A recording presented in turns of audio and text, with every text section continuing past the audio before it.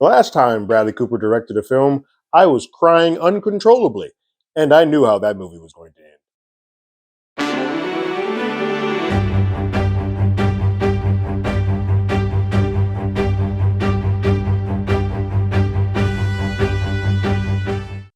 Hello, everyone. Terrence here with Hollywood Already Did It. If you haven't already, go ahead, like, share, subscribe to the channel, leave a comment, ring that bell below. Anytime we have something, you will be among the first to know. Bradley Cooper's second time at Bad Director is called Maestro for Netflix. It is a film starring himself. Again, he's directing and starring in it as well as Carey Mulligan. And it is a film about Leonard Bernstein, who is a famous composer who, honestly, I'm going to be perfectly honest with you. Before this film, outside of West Side Story, I did not have much knowledge of. Turns out that remains the same even after watching this movie. While this movie would be labeled a biography, a biopic, it does not really delve into too much of who he is as an artist or what made him tick as an artist. What this is a character study about a very complex and troubling and dreams deferring and dreams crushing and sort of playing your role marriage relationship that sort of occurs between Leonard and Felicia, his wife, played by Carey Mulligan.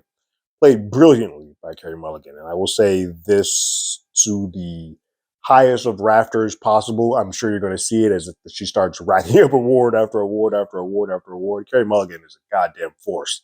And it was a pleasure to watch, at least, if nothing else, if you don't get anything else out of this movie, it is a pleasure to see her on screen. And Bradley takes time as a director to give her moments where the camera is just on her.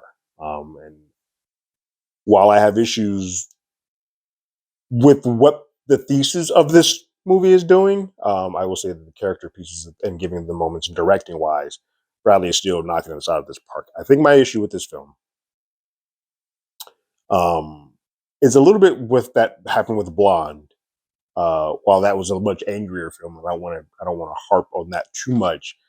It was a little bit more of a fever dream, especially for the first act and a half of this movie. It's sort of not catching its rhythm. It's bleeding from scene to scene by saying, we're going to grab your hand and we're going to go through this. And the way that we transition from scenes, it's very stylistic.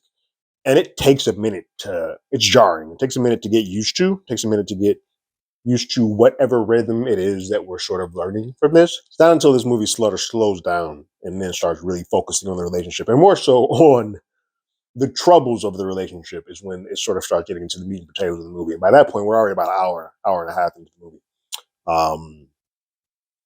So for me, it takes a minute for me to get anything, grab a hold of anything that I truly care about. Once I'm in and once I get it, I'm in, and I'm just captivated by everything that Felicia Carey is doing. Bradley Cooper does a great job acting as well, but you can tell he's the type of actor because two things. One, he's putting on a very much, there's makeup, there's nose jobs, and there's a voice affectation that happens. When you start doing that much, you sort of lose the layers of what you can do to emote character wise. So outside of directing tricks and whatnot, most of the weight is falling on Carey. And you can tell that he's giving himself as an actor and as a director, like, hey, this is Carey's project. I am here to sort of be the vehicle, and we're using Leonard Bernstein's piece to do so. And so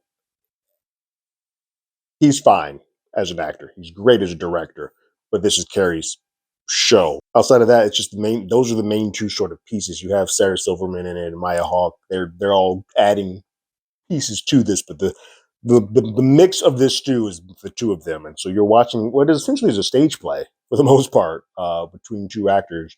A lot like A Star is Born. But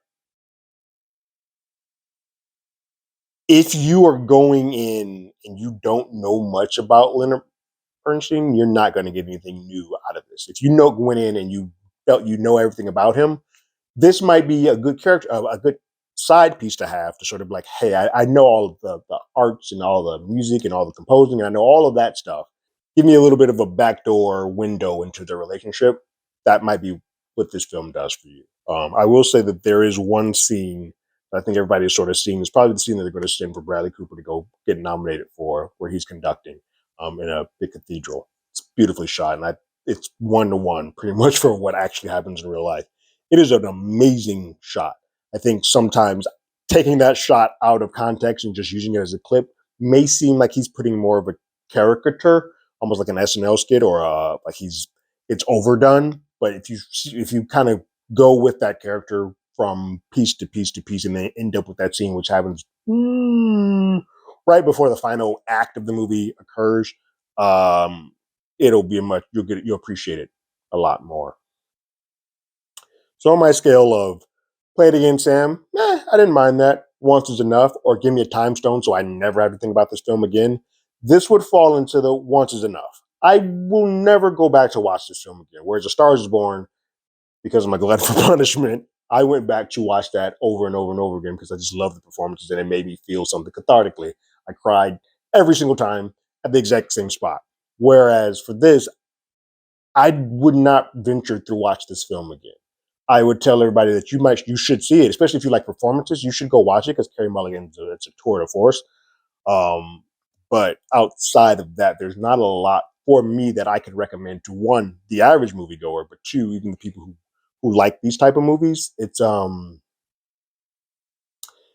not your typical biopic, and I think it might be a bit harder to leap into than the typical films like Bohemian Rhapsody or something like that, which I don't like Bohemian Rhapsody, but those are an easier Elvis, which are an easier entryway to sort of learn about the life by the books, if you will. Start off as a kid, something troubling happens, blah blah blah blah blah blah. This ignores all that and just says, "I'm going to focus on one thing," and you can either take or throw that away, and that depends on how much you feel about this particular flick. But that's my thoughts. What did you guys think about Maestro? I will say this: Bradley Cooper is putting himself on that level of a director where no matter what he does, what he chooses to do, a lot like Christopher Nolan sometimes, where even though I think he may have missed the mark for me on this one, where I didn't like Tenet, anything that he does, I'm still going to watch because they're still doing something that's so inventive and new. You can tell there's a lot of care put into it. And I'm going to watch whatever it is they do. What did you guys think about Maestro? Leave your thoughts and comments in the comments below. If you haven't already, you can follow us on X at Hollywood ADI, or you can hit us up on email. It's going to take me a while to get used to that, guys. Or you can hit us up on email at hollywoodalreadydidit@gmail.com. We also have a podcast you can find on Apple Podcasts, Spotify, Apple Podcasts, anywhere that plays podcasts. We're there. And like always, I got my ticket. You got yours.